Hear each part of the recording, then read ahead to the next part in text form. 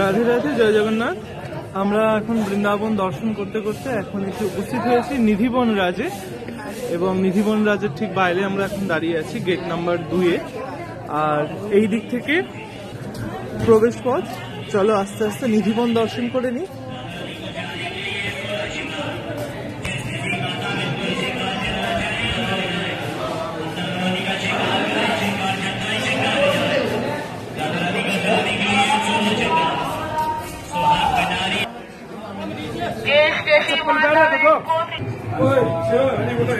এই হচ্ছে নিধিবন রাজের ভেতরে আমরা প্রবেশ করলাম।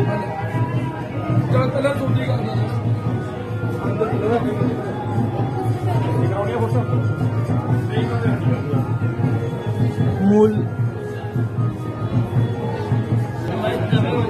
এই যে নিধিবনের, এই হচ্ছে নিধিবন।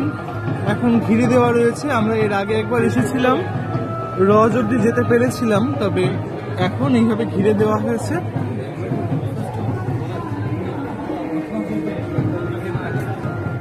আসলে বাঁদরের প্রচুর উৎপাত এখানে, ওই জন্য সম্পূর্ণ ঘিরে দেওয়া হয়েছে।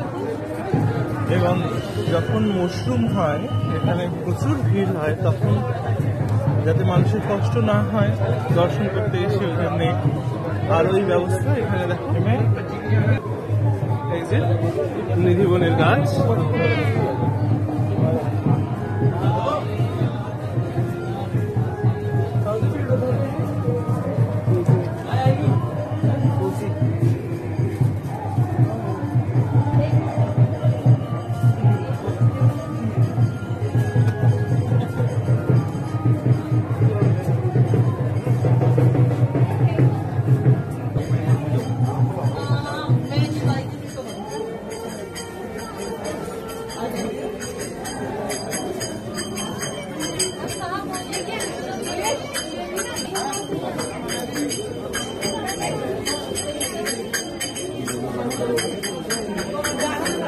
এখন আমরা যেখানে এসে উপস্থিত হয়েছি, এই জায়গাটায় বৃন্দাবনের মহারাজ শ্রী বাকে বিহারীর প্রকট স্থান। এখান থেকে বাকে বিহারী, নিধিবন রাজের এই সেই স্থান, যে স্থান থেকে আমাদের বৃন্দাবনের মহারাজ বাকে বিহারীজি প্রকট হয়েছিলেন।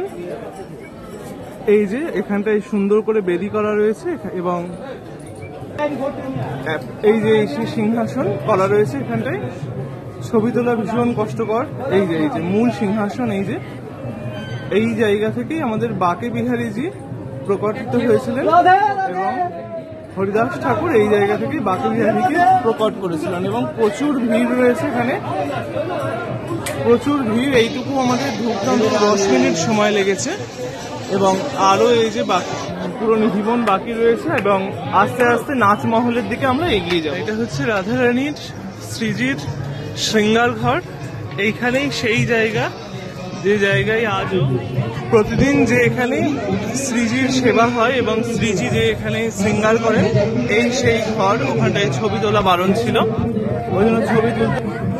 এই হচ্ছে সেই ঘর।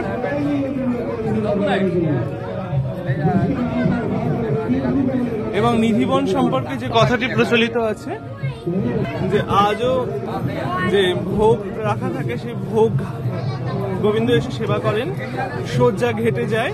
এই সেই কক্ষ, এই কক্ষতেই সেই সমুদায় লীলা হয়ে থাকে। এই সেই কক্ষ, এই কক্ষতেই সেই সমুদায় লীলা সংঘটিত হয়। এখানে ছবি তোলায় 500 টাকা জরিমানা ছিল, সেই জন্যে আমি ছবি তুলিনি।